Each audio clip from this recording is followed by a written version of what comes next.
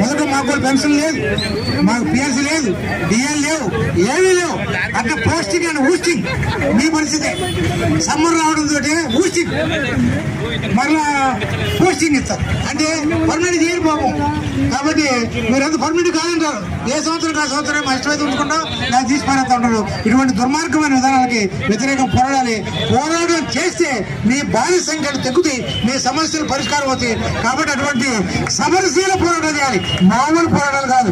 మామూలు పోరాటం చేస్తే మీరు స్పందించరు.